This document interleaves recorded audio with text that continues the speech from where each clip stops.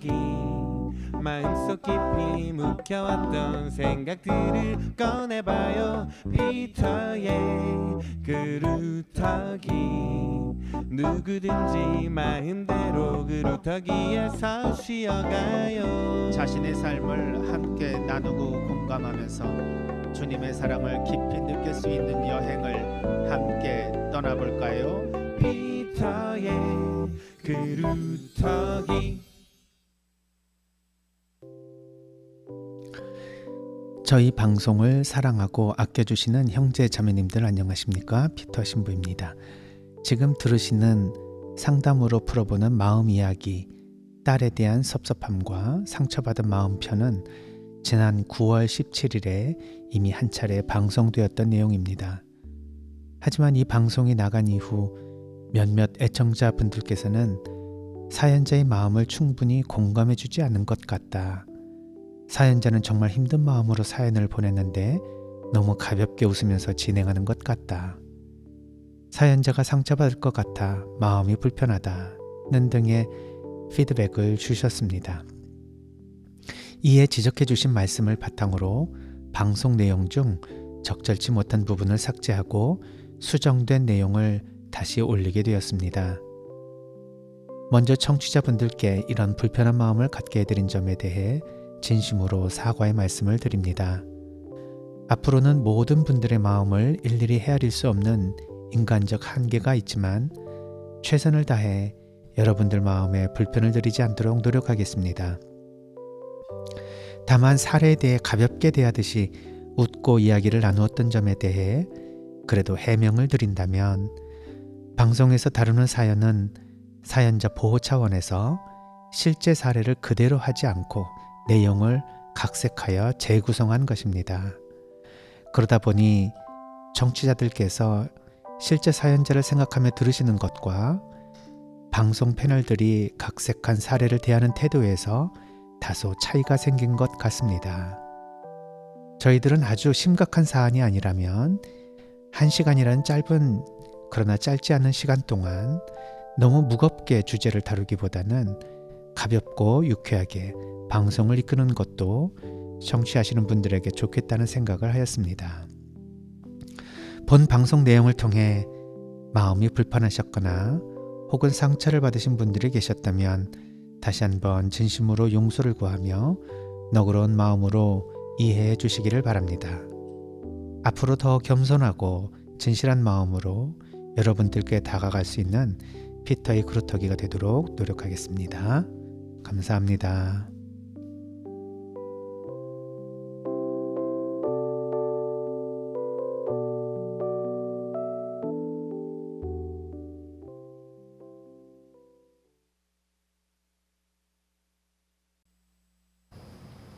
형제자매님들 안녕하십니까? 피터 신부입니다.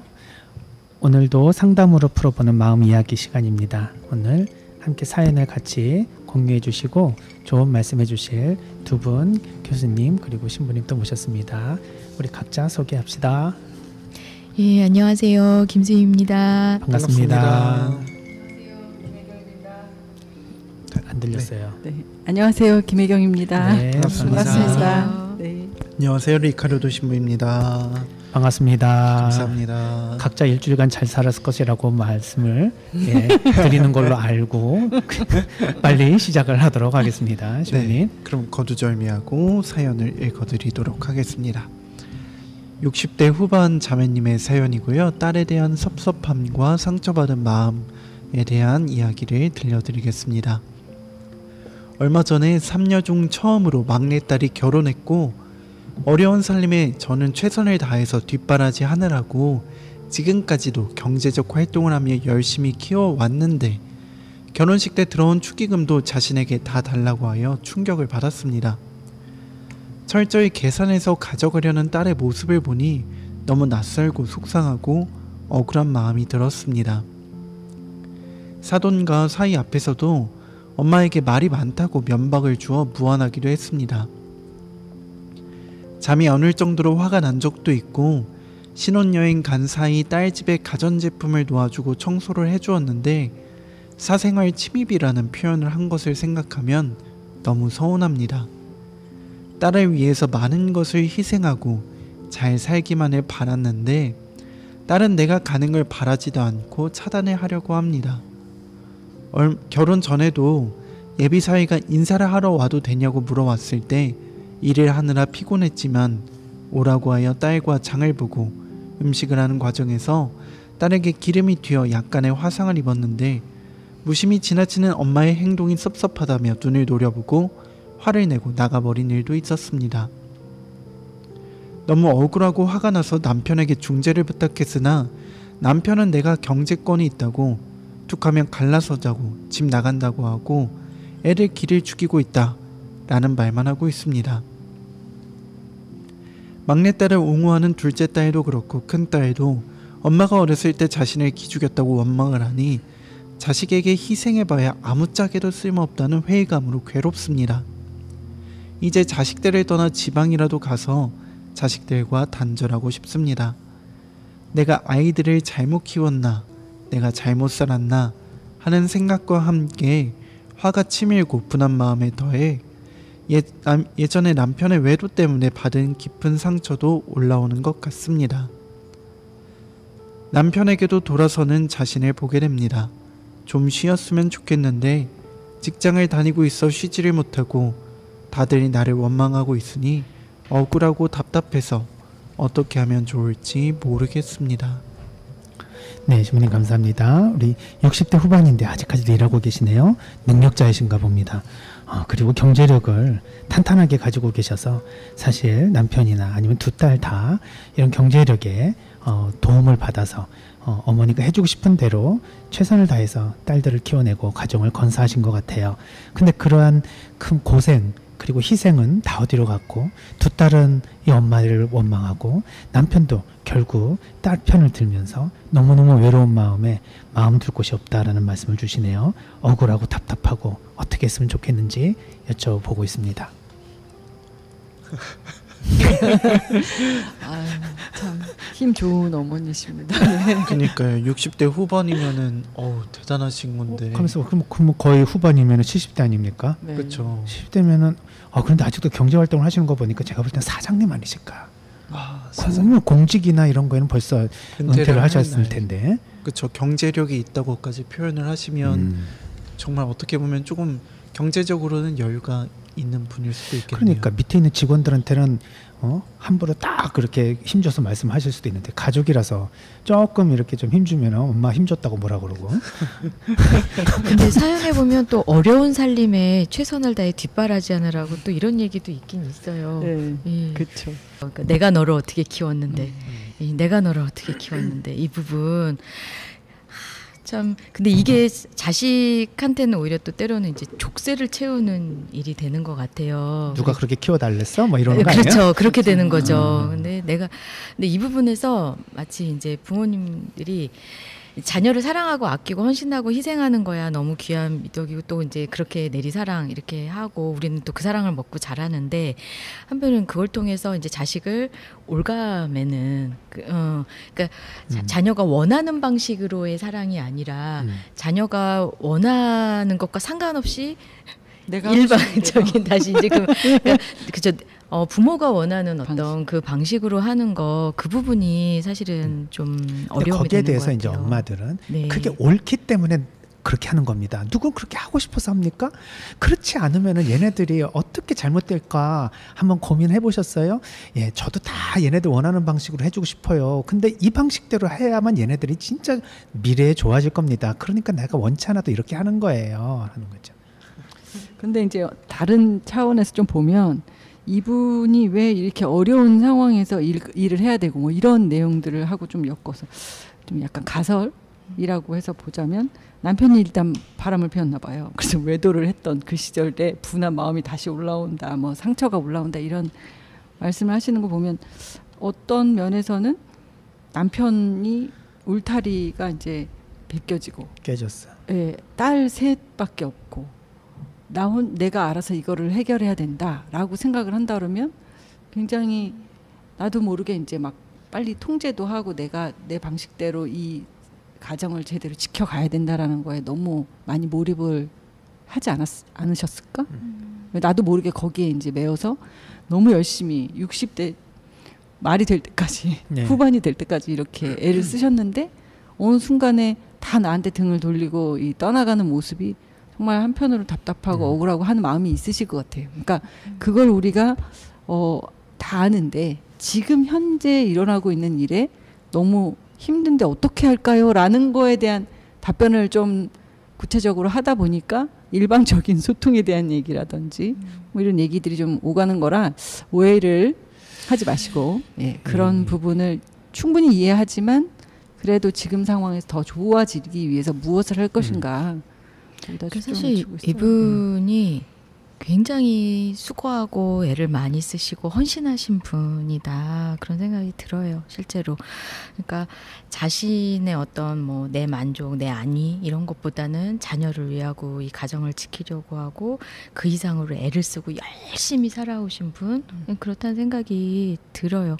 이제 그러다 보니까 오히려 그런 속에서 이게 너무 애쓰면서 살았을 때 그 결과가 이제 맞춰주지 않으면 억울함도 또 그만큼 또 크고 그쵸. 서운함도 또 그만큼 클 수 있지 않을까 또 그런 마음도 한편 듭니다. 근데 이제 이럴 때 그 한편으로는 내가 다 해야 된다에만 초점을 맞추기보다는 내가 차라리 애쓰고 있고 힘들다라는 걸 잘 좀 표현했으면 자녀들 입장에서도 우리 엄마가 너무 애쓰고 힘든데 우리가 좀 뭘 도울 게 있을까 이렇게 갔을 텐데 기를 팍팍 죽이셨단 말이죠.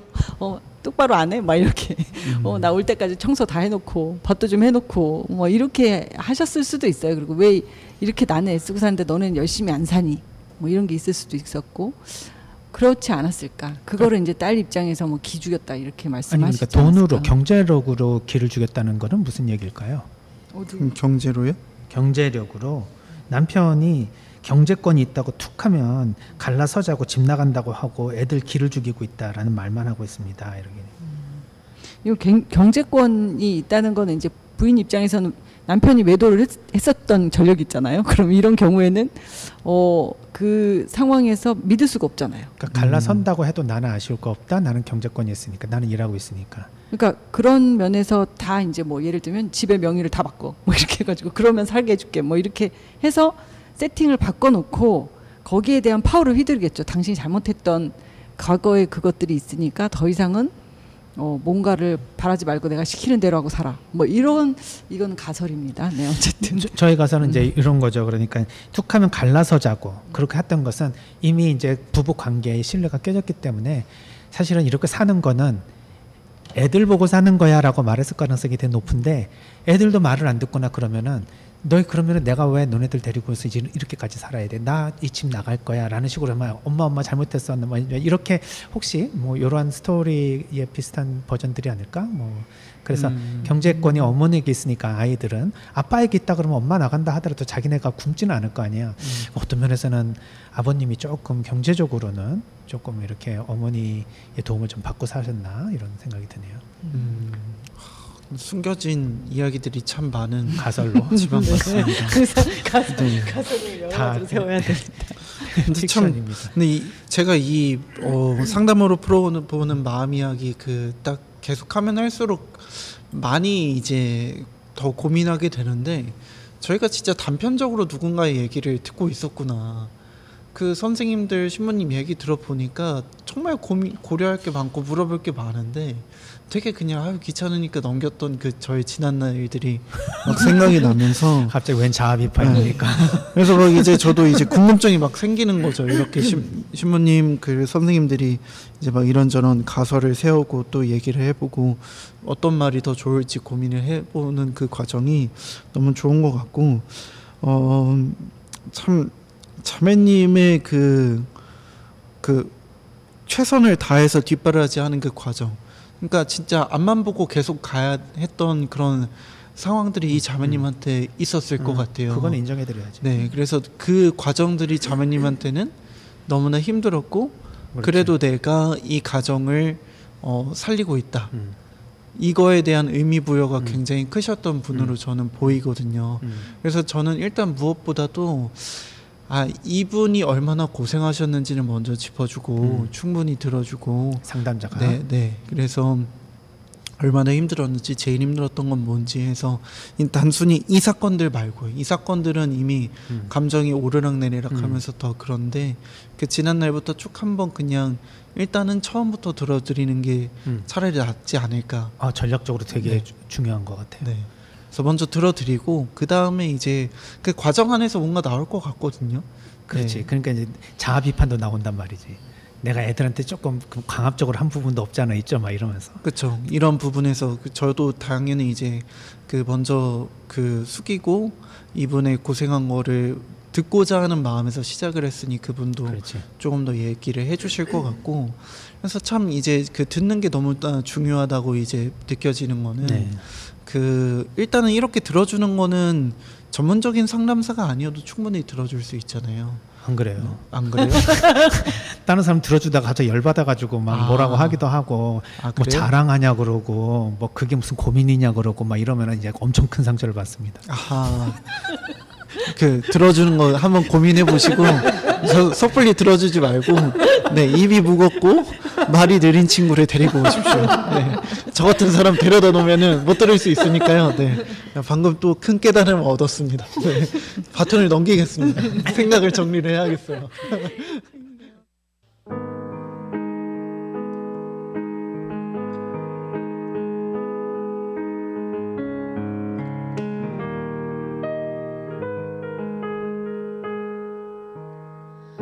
저녁이면 벗게 되니까 내 손에 주름이 있는 것 길어 버리지 못한 욕심의 흔적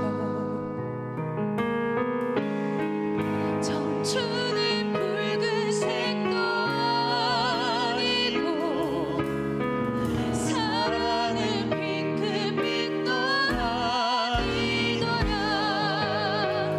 마음에 따라서 변하는 욕심 속 물감은 장난이지 그게 인생인 거야 전화기 충전은 잘하면서 내 삶은 충전하지 못하고 사네 마음에 여백이 없어서 인생을 쫓기듯 그려내 마지막 남은 나의 인생을 아름답게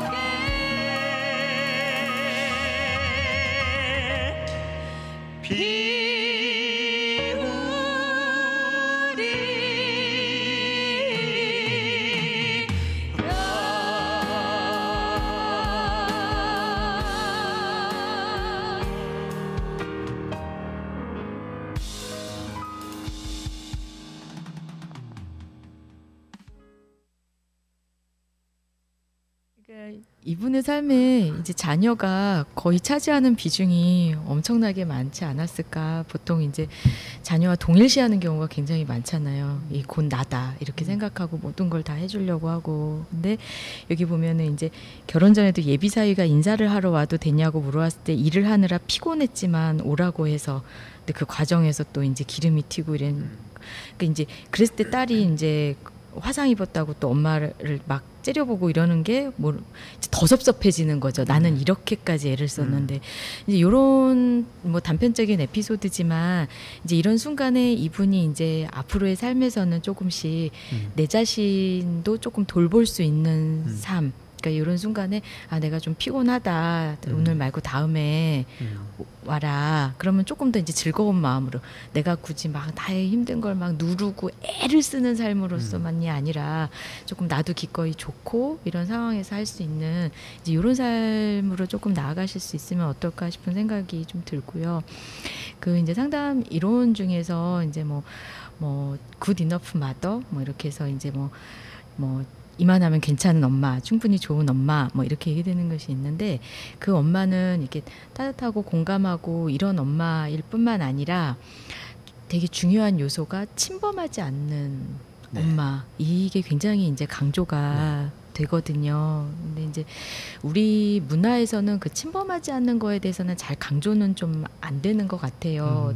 그래서 이제 그런 것들이 왜 요즘에 조금 이제 전혀 좀 다른 상황이긴 하지만 왜 가족살인, 그러니까 가장이 죽으면서 자녀들을 같이 이제 죽잖아요. 그렇게 할 때 그건 사실 살해다. 근데 우리 문화에선 자꾸 이 자녀와 나를 동일시함으로써 그렇게 같이 이렇게 하는 경향이 있는데 이제 이런 부분들이 좀 저희가 좀 생각해 봐야 되는 부분이 아닐까. 그러니까 이 사연 보내신 분 입장에서는 정말 본인으로서의 최선을 다하셨다는 생각이 들어요. 본인의 최선을 다하셨는데 이제 조금은 이제 그게 나도 모르게 나는 애를 쓴 거지만 나도 모르게 사실은 자녀한테는 그게 때로는 이제 상처를 줄 수 있을 가능성이 있다는 거에 대해서 아프지만 좀 봐야 되는 그런 부분도 있지 않나 싶습니다.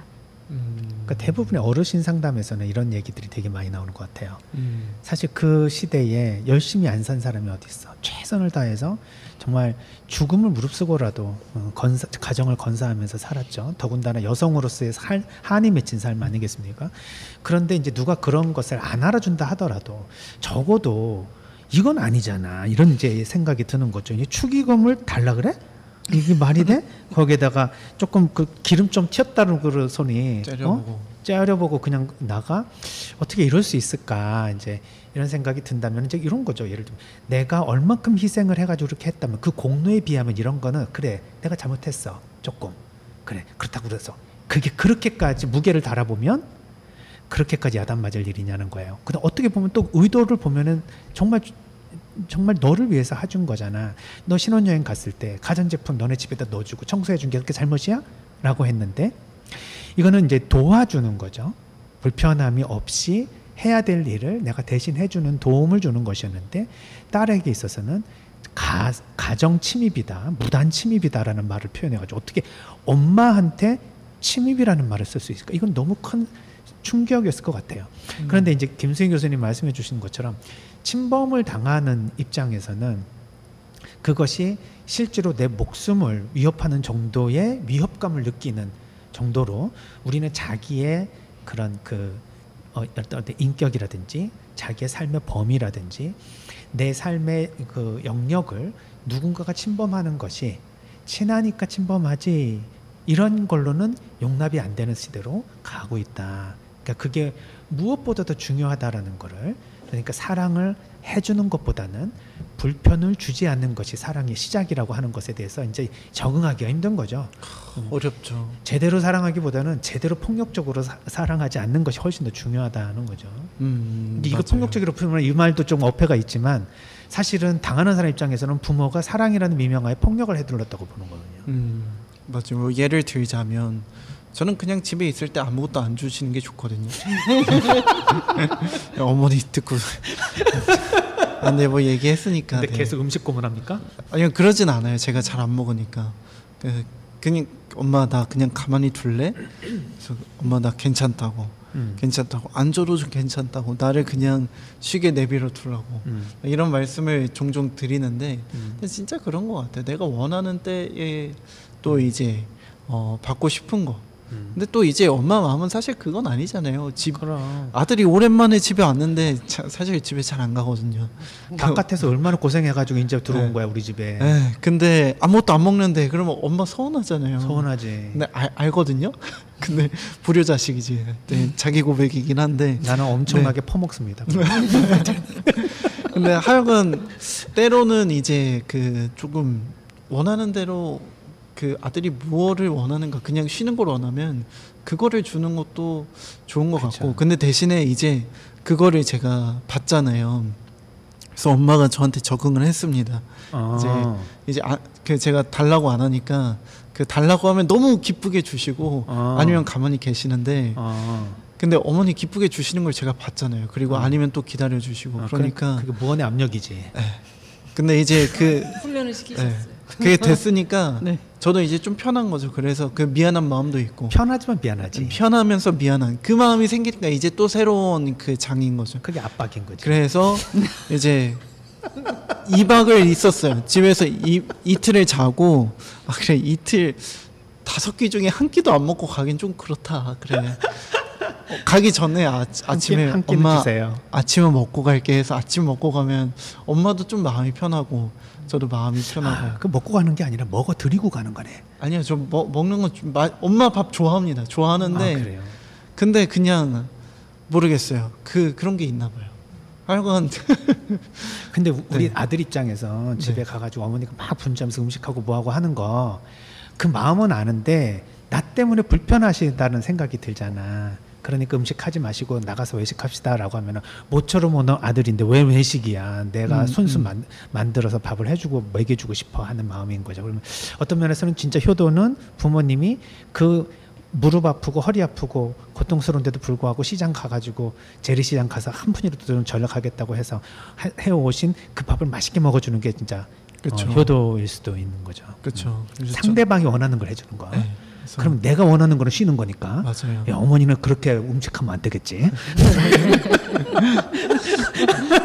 저는 그래서 제가 어머니가 오시기 전에 그 배달 음식을 그냥 시키거나 외식을 하거나 같이 나가자고 해서 그랬던 적도 있고. 근데 참 그 기다려주고 참는 그런 사랑이 쉽지는 않아요. 아유, 어려워요. 내 방식이 아니라 상대방이 원하는 방식으로 해줘야 되니까.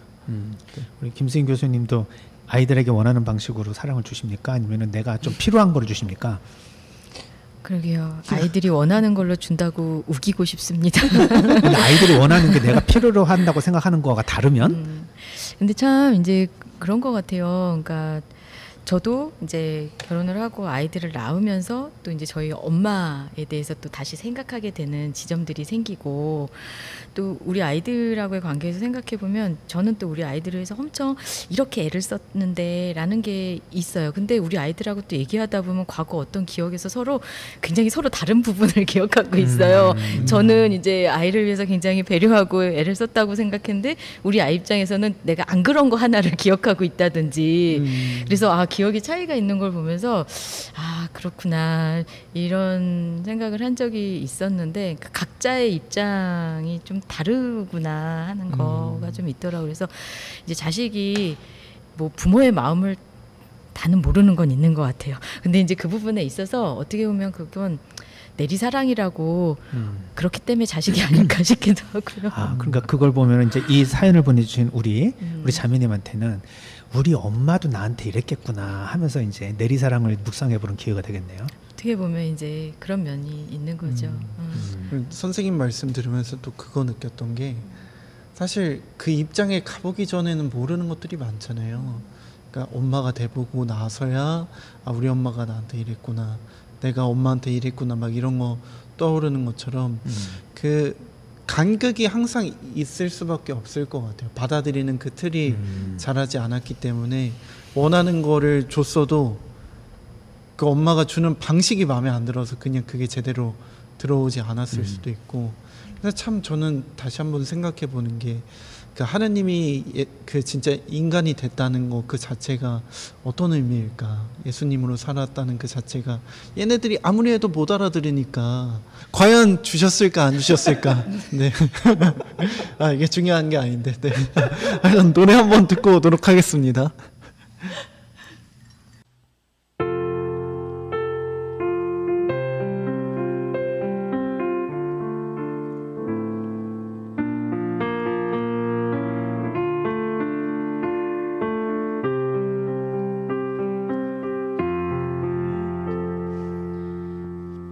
사랑의 나눔 있는 곳에 하느님께서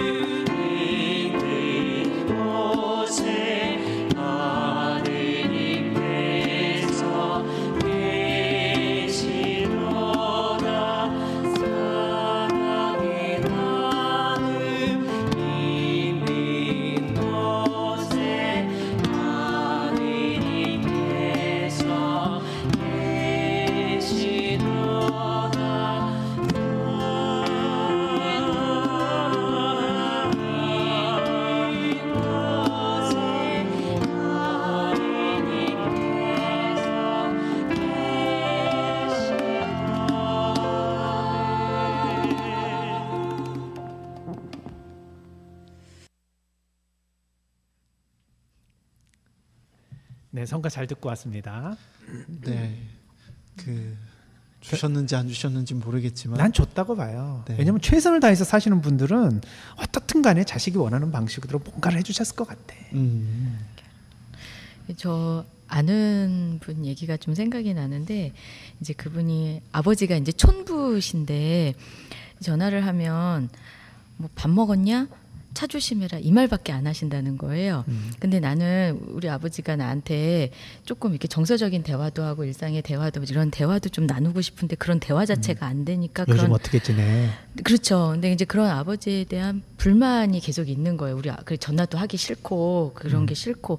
근데 이제 나이가 들면서 내가 이제 좀 성숙해져 가는 거죠, 그분이. 그런데 어느 날부터 아버지의 그 말이 아들아 내가 널 사랑한다. 밥 먹었냐? 그럼 그게 사랑한다. 그걸로 들려요. 이제 이렇게 번역이 돼서 들린다라는 거예요. 돈 닦아야지. 그러니까 굉장히 그러니까 이 자녀들도 지금 이 사연 보내신 분의 자녀들이 이제 많이 성숙해서 우리 엄마의 방식이 비록 내가 원하는 방식이 아니고 부족했다 할지라도 그래도 엄마가 그 애를 쓰고 수고했던 그 마음을 이제 알게 되면 또 조금 이제 다른 면이 되겠지만 그건 이제 자녀들 편의 얘기고 이 사연 보내신 이분의 입장에서 생각을 하면 어찌됐든 간에 이제 내 삶을 이제 어떻게 앞으로 또 살아갈 것이며 또 자녀들과 어떻게 관계 설정을 하며 살아갈 것이며 이런 게 이제 또 중요한 당면 과제가 아닌가 싶어요. 지금 이렇다고 해서 이분이 뭐 헛사신 거 아니고 하지만 다소 이제 그렇게 애쓰느라고 놓쳤던 뭐 내 자신의 삶이라든지 그다음에 딸이나 자녀들을 이제 존중한다는 의미 또 뭐 그런 것들을 좀 미처 생각하지 못했던 사랑의 언어가 다 다르다라고 하잖아요. 사람마다. 근데 이제 이 자녀들은 뭘 사랑으로 느끼는가 부모의 그 의하는 거를 이 지금 언어가 다른 것 같거든요. 서로가. 이 저희 친정엄마는 맛있는 걸 해주고 청소를 해주는 걸로 사랑의 언어를 얘기했던 것 같아요. 제가 원하는 방식은 아니었었어요. 하지만 그게 이제 크면서 어느 순간 이해는 하지만 아쉬움은 남는데 뭐 이건 뭐 제 개인적인 얘기지만 어쨌든 여기에서도 이제 또 이분도 또 자녀가 원하는 어떤 사랑의 언어는 뭘까? 뭐 이런 것들을 좀 같이 생각해 보시면 어떨까? 이런 생각을 하게 됩니다. 이제 정말 열심히 사신 그 부분이 있긴 한데 그 열심히 사신 부분이 한편으로는 조금 약간 저는 좀 다른 차원에서 보자면 딸들이 되게 이기적이잖아요.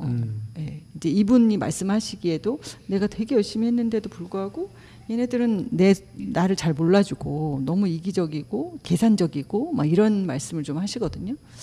그러면 제가 또 이제 좀 궁금해지는 건 정말 이분이 자식을 위해서 그런 걸까? 다른 사람들이 우리 집을 어떻게 보는가에 너무 초점을 맞추고 성공만을 위해서 내지는 좀 잘 보여지는 게 중요하셔서 이렇게 애쓰고 사셨는데 그거를 나는 자식을 위해서 산다라는 명분으로 이렇게 싸매고 살았던 건 아닐까? 그러다 보니까 그 방식이 이제 나를 공격하는 거죠. 그렇게 자라난 자식들도 비슷한 방식으로 살 수 있는 거기 때문에 한편으로는 정말 내가 내 자식을 사랑하는 마음으로 또 그들에게 어떤 그 희생을 내가 했던가 이런 면도 조금 한번 돌아보시면 좋지 않을까 하는데 연세가 이렇게 드셔서 좀 그게 너무 한편으로는 공격이 될 수도 있지 않을까 하는데 실제로 제가 상담하다 보면 엄마들 중에 정말 자식을 위해서 살았다고 하고 막 너무 억울해하시고 하는데 잘 보면 내가 성공해야 되고 남들 앞에 좀 드러나는 게 중요하기 때문에 내 가정이 이제 그 하나의 액세서리처럼 이렇게 되어 있고 자식의 성공도 곧 나의 성과인 분들도 있거든요. 그런 경우에는 많이 망가져요. 이제 그 가족이. 그래서 뭐 이 사례에 적합한 내용이 될지 아닐지는 모르겠지만 그런 케이스들도 있다. 그래서 한편으로 억울하고 속상한 부분 충분히 이해는 가지만 어쩌면 내가 살아온 모습이 진짜 자식을 위한 것보다는 혹시 이 깨져가는 가정이나 또는 마음에 안 드는 그 드러나는 모습이 아닌 것들이 내가 용납할 수가 없기 때문에 더 많이 푸시하고 또 막 이렇게 뭔가 압력을 줬던 게 이런 방식으로 나에게 오는 게 아닐까. 이것도 한번 볼 수 있는 사례의 틀이기도 합니다. 사실 요 내용은. 뭐 이렇게 예를 들면은 그 억지로 뭐 힘을 줘가지고 강압적으로 뭐 이렇게 하지는 않고 다 이제 가족 안에는 서로 사실은 최선을 다해서 했다라는 얘기만 할 뿐, 내가 무슨 뭐 저 사람에게 뭐 그러니까 뭐 아이들에게 내가 존경을 받고 싶어서 내가 막 윽박지르고 억지로 막 그렇게 키웠나, 그렇지는 않다라고 생각이 드는데, 일단은 그런 이제 이 위치 에너지가 가져다 주는 힘이 있거든요. 그러니까 부모는 자식에게 상위 체계죠. 그러니까 상위 체계면 말 한마디를 던져도 굉장히 무게감 있게 간단 말이에요. 그런데 이제 그런 거를 내가 최선을 다해서 뭔가 키웠다라고는 하지만 아이들에게 느껴질 만한 그런 그 무게를 충분히 감안하지 않고 던질 때 아이들에게 큰 상처가 되면 그것은 받아들이는 애가 취약해서 그렇게 받아들이는 거지, 내가 뭘 잘못했느냐라고 말하거든요. 그러니까 때로는 그거를 감안을 해야 된다. 그래서 그 위치 에너지에서 오는 그 힘을 우리가 계산을 하고 싶지 않으면 부모 자식 간의 상위 하위 체계가 명확하게 쓸 때는 쓰고, 그렇지 않고 같이 함께 가족 간에 끈끈하게 그 뭔가를 이렇게 그 협력을 하거나 아니면 정서적인 그런 대화를 할 때는 수평 관계에 있어야 돼요. 그러니까 그런 스위치를 켤 수가 없으면 이제 항상 문제가 되는 거죠. 어떨 때 부모로서의 권위를 가지고 아이에게 준엄하게 가르쳐야 될 때가 있고, 어떨 때는 정말 친구같이 대해야 될 때가 있는데 항상 물어본단 말이에요. 친구같이 대해주는 그런 아버지의 모습이 좋습니까? 아니면 엄부의 모습이 좋습니까? 그런 게 어디 있어요. 그러한 상황에 그런 스위치를 켰다 껐다 할 수 있는 거여야 되는데 이제 유동성, 유연성이 떨어지니까 우리는 그냥 하나의 어떤 스위치를 가지고 계속 기능하려고 하는 거죠. 그래서 그렇게 되다 보면은 이제 예를 들면 엄부의 위치에서 엄한 아버지로서 했을 때는 이제 아버지에 대한 따뜻한 사랑을 못 받아서 되게 힘들어하고, 또 친구 같은 아버지가 있다고 했었을 때는 아버지가 좀 그 뭔가 책임감이나 어떤 아버지로서의 어떤 역할을 못했다라고 또 그렇게 얘기할 수 있고, 그래서 이제 그러한 그 스위치를 켰다 껐다 하는 것에 대한 우리가 이제 아버지 훈련, 어머니 훈련 이런 것들도 되게 필요하다는 생각이 듭니다. 그러니까 이 가족 관계에서는 서로를 위해 헌신뿐만 아니라 대화가 참 중요하다는 생각이 들어요. 그러니까 이분이 자녀들과 얼마나 그런 마음을 나누고 정서적인 대화를 하셨을까, 혼자 애쓰셨을 가능성이 좀 있지 않나. 이게 이제 여기 사연 보내신 분은 어머니시지만 우리나라 이제 아버지들, 많은 아버지들도 좀 이런 모습일 때가 그렇죠. 좀 있지 않나 싶어요. 그러니까 가족을 위한다고 생각하시면서 뭐 일을 이제 계속 하지만 정작 가족과 대화가 없고 했을 때 나중에 이제 은퇴하거나 그 무렵에 됐을 때 가족 안에 설 자리가 없어서 내가 그동안 이렇게 가족을 위해서 애썼는데 근데 그때 이제 그런 억울함이나 분노, 상실감. 근데 저는 그런 부분들이 정작 이제 중요한 거는 서로의 나를 먹여주는 것도 중요하지만 우리가 그런 마음을 같이 교류하고 대화하는 게 참 중요한데 그 부분이 좀 빠져있지 않았을까. 그러네요. 그 어려운 것 같아요. 지금 오늘 이제 오늘까지 해가지고 그 어르신들의 사연, 그러니까 저희 부모님 혹은 부모님 위의 연배 그 한 세대 위의 얘기를 쭉 들으면서 어떤 마음으로 사셨을까. 그리고 저희 부모님을 떠올려 보게 되고, 저희 아버지도 표현을 잘 하시는 편은 아니죠. 잘 못하시죠. 표현을 잘 못하시고 그 건설 현장에서 토목기사로 이제 그 수십 년을 살아오시면서 힘드니까 그 얼마나 밖에서 하루 종일 일하면 지쳐요. 들어와서 말이 짧아질 수밖에 없거든요. TV 보다가도 주무시고 뭐 그 밥 먹고 빨리 먹고 일어나시고 이런 모습이지만, 근데 어느 날부터 이제 아버지도 성당을 열심히 나가시면서 미사를 같이 이제 저도 신학생이니까 방학 때는 같이 걸어 다니고 그랬는데 별말을 안 하다가 그 조금씩 아빠랑 뭐 이런저런 말할 기회가 생기니까 좀 좋더라고요. 가족 간에 그 대화가 없었구나 나도. 그래서 아버지랑 많이는 아니었어요. 솔직히 많이는 아닌데 그래도 평소 생각을 해보면 진짜 많이 했던 그런 시기가 있던 것 같아요. 그러면서 아버지를 조금 더 알 수 있었고 아버지가 어떤 마음인지 알 수 있으면서 제 안에 있던 것도 많이 풀렸던 것 같아요. 그래서 조금 더 그 원활하게 그 아빠가 하는 말들이 마음으로 다가오는 그런 순간들이 이제 생기는 것 같았는데, 확실히 좋은 소통이 더 많은 소통, 양적으로도 그렇고 질적으로도 그렇고 소통이 더 이루어지면 좋을 것 같아요.